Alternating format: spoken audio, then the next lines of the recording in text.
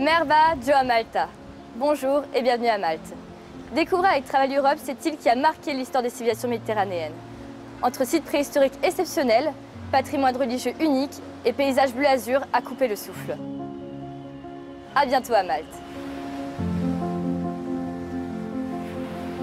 Malte fait partie des destinations phares les plus récentes et les plus prometteuses de Travel Europe.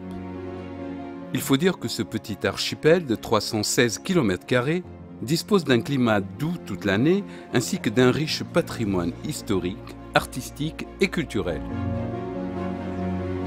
Le voyagiste autrichien en a fait sa nouveauté 2016 en lançant un circuit en étoiles de 8 jours 7 nuits avec un seul et unique hôtel 3 ou 4 étoiles au choix. Le succès du circuit Le Vrai Cœur de Malte s'appuie sur des panoramas sublimes, des lieux chargés d'histoire à la croisée de l'Orient et de l'Occident et de plages baignées par des eaux cristallines. Comme à son habitude, Travel Europe a enrichi son offre de nombreuses options et ajoute gratuitement dans le package les audioguides. Enfin, le bureau réceptif du voyagiste autrichien à destination fait la différence avec ses concurrents. Qu'il s'agisse de groupes ou d'individuels regroupés, il propose un accueil aux petits soins dès l'arrivée à l'aéroport avec des propositions d'excursions privées ou des soirées folkloriques pour les amateurs. Le personnel francophone Travel Europe sur place ou au siège social à Stans en Autriche est toujours disponible pour régler les précisions techniques ou logistiques de vos clients à toute heure. Très facile d'accès à partir de la France. On voit énormément de choses en très peu de temps et la destination est très culturelle. Il y a énormément de sites. Il y a eu donc toutes les civilisations qui ont dominé la Méditerranée se sont installées donc sur l'île et donc tous ont laissé un vestige, ce qui fait donc la richesse aussi de la culture. Donc les gens peuvent profiter de leur séjour directement. On a été très bien accueillis et c'est une destination franchement très agréable et des sites phénoménaux. L'architecture, c'est surprenant et de voir ces magnifiques monuments et citadelles, c'est franchement très très agréable.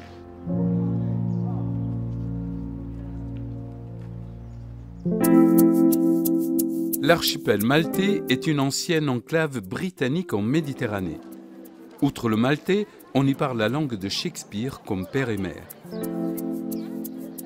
Depuis le 21 septembre 1964, le petit archipel s'est émancipé de sa grande sœur et est devenu membre de l'Union européenne depuis le début des années 2000.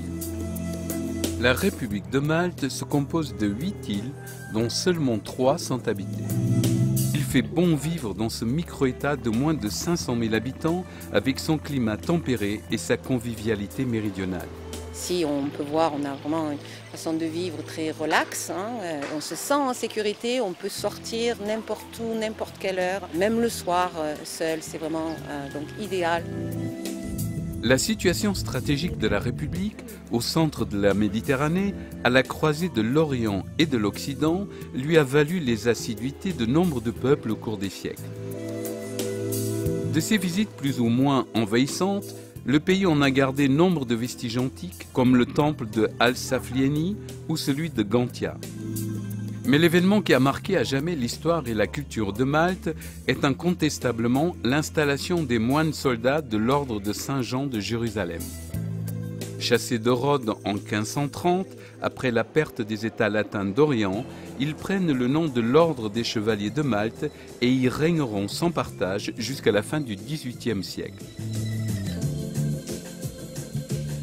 C'est par La Valette, capitale de l'archipel, mais aussi capitale européenne de la culture pour l'année 2018, que nous allons démarrer notre tour Le Vrai Cœur de Malte.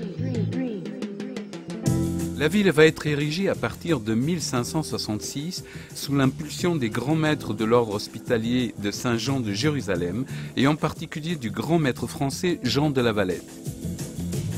La richesse architecturale de la cité n'a d'égal que la toute-puissance de ses seigneurs. Richesse distinguée par l'UNESCO qui récompense quelques 320 monuments rassemblés sur une superficie d'à peine 55 hectares. Le site le plus beau, évidemment, est la capitale, La Valette, une magnifique ville de style baroque aujourd'hui, qui a été construite par les chevaliers avec une densité de bâtiments baroques vraiment importante. Parmi le foisonnement de chapelles et cathédrales, mention spéciale à la co-cathédrale Saint-Jean datant du XVIe siècle. On y trouve les tombes des preux chevaliers, mais aussi et surtout 2 chefs-d'œuvre du Caravage, un peintre italien qui avait eu maille à partir avec la justice et qui avait trouvé refuge sur l'île.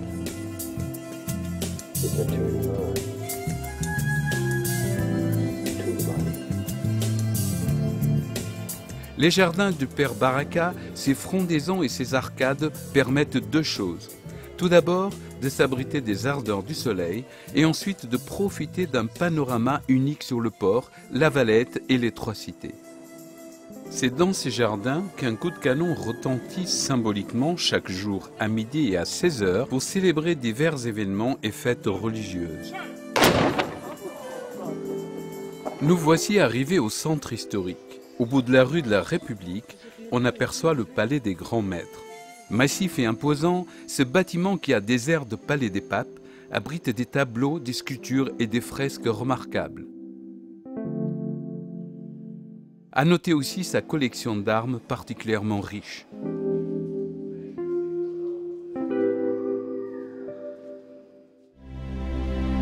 « 30 km environ nous séparent de Mdina, ancienne capitale de Malte, située au cœur de l'île. En 1693, un terrible tremblement de terre en Sicile touche aussi Mdina et terrasse nombre d'édifices. C'est un architecte français, Charles-François de Mondion, qui va en restaurer les remparts. La cathédrale Saint-Paul, détruite elle aussi, fut rebâtie par l'architecte maltais Lorenzo Gaffa.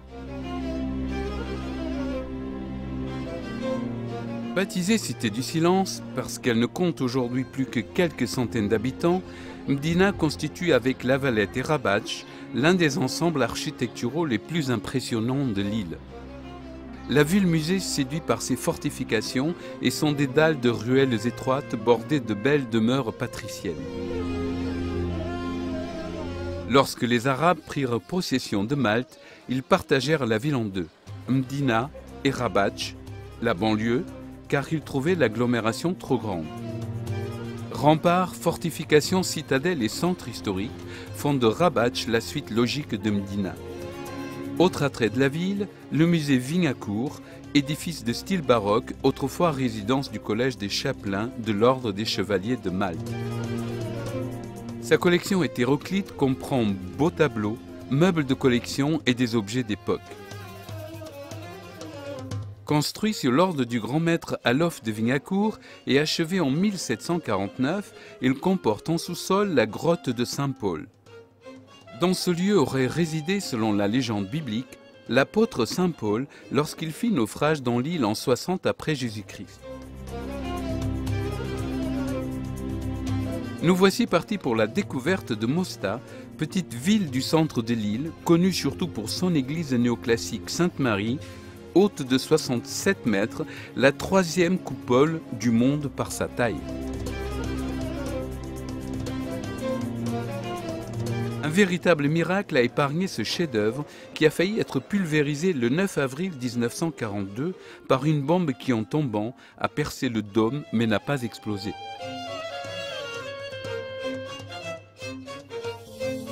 Notre prochaine étape se trouve à 40 km de là, à l'embarcadère de Sirkeva. Une traversée de 20 minutes suffira pour nous conduire sur la petite île de Gozo, paradis de la plongée et lieu connu depuis la plus haute antiquité. Nous mettons alors le cap sur Douera Bay, un site époustouflant de beauté naturelle. Il comprend Fungus Rock, un énorme rocher cylindrique isolé à l'entrée de la baie, mais aussi une véritable mer intérieure qui communique avec la Méditerranée grâce à une ouverture naturelle.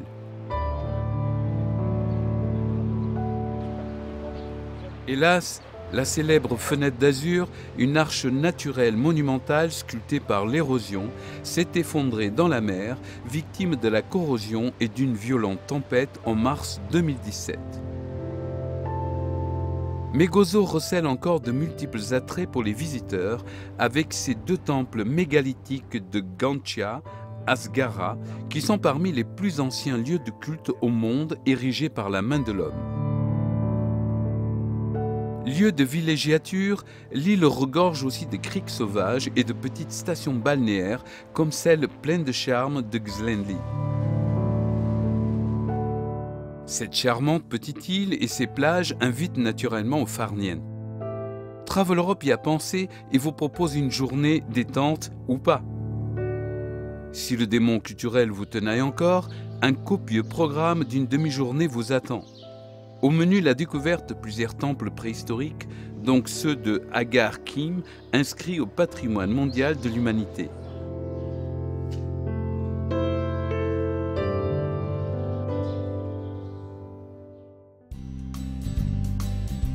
Le lendemain, une petite balade d'une trentaine de kilomètres en autocar nous emmènera jusqu'aux majestueuses falaises de Dingli. Le magnifique cadre et la beauté sauvage des lieux vous séduiront à coup sûr. Mais la suite n'est pas mal non plus, avec une route panoramique dont les lacets nous conduisent tout droit en direction du village de Sijiwi et de son fameux The Limestone Heritage. Ce musée thématique sur la pierre locale est une ancienne carrière transformée en un site polyvalent et retraçant l'évolution de la pierre calcaire locale, la globigérine, au cours des 2 derniers millions d'années. Marsachlops, cité fondée par les Phéniciens au IXe siècle avant Jésus-Christ, possède la particularité d'être le plus grand port de pêche de Malte. On peut y admirer notamment une flottille impressionnante de louzous, ces barques aux couleurs vives, véritables symboles de l'île. Elles portent sur la proue l'œil d'Osiris et leur palette chromatique fait la joie des photographes du monde entier. La 7e et dernière journée de notre circuit démarre de manière plutôt cool avec une matinée libre et le déjeuner à l'hôtel. Ensuite, direction le Palazzo Parisio, demeure de la noble et riche famille maltaise du même nom. Situé sur la place de l'église paroissiale, au cœur de Naxar, ce superbe palais édifié au XVIIIe siècle a aussi été la propriété de la famille Siluna, des banquiers qui ont restauré la bâtisse et lui ont ajouté de beaux jardins à l'italienne. N'hésitez pas à flâner dans les splendides jardins et à vous rendre à l'orangerie pour une pause café-thé qui vous permettra aussi de goûter à la quiétude des lieux. Si le cœur vous en dit, la visite du pittoresque village pourra être avantageusement complétée par la visite en bateau de la Grotte Bleue. Cette sortie en mer est optionnelle et devra être réglée sur place, mais elle vaut le déplacement. En effet, cette curiosité naturelle, longue de 43 mètres et d'une profondeur allant jusqu'à 40 mètres, affiche une eau bleue et verte turquoise d'une transparence absolue, offrant une vision parfaite des fonds sous-marins et de la faune et la flore qui la peuplent. Notre visite à l'archipel maltais touche à sa fin. Le circuit en étoile de 8 jours 7 nuits, baptisé le vrai cœur de Malte et effectué au choix en hôtel 3 ou 4 étoiles, est un produit en pension complète avec boissons, vol aller-retour, transport terrestre, visite guidée et entrée sur les sites. Mais Travel Europe ne propose pas que des circuits. Dans son portefeuille, il y a aussi plusieurs hôtels à la clé pour un séjour balnéaire en toute tranquillité. Un atout supplémentaire dans l'escarcelle du voyagiste autrichien, car l'archipel et son chapelet de petites îles regorgent de plages et de criques aux eaux cristallines. Enchâssées telles des joyaux dans les anfractuosités rocheuses, elles sont le paradis de la baignade et des amateurs de fonds sous-marins préservés. Rappelons aussi que Travel Europe vous permet des départs de toutes les régions de France en fonction des périodes. À partir de 65 personnes, il est même possible de programmer des vols de n'importe quel aéroport français. Travel Europe vous accompagne tout au long de votre voyage.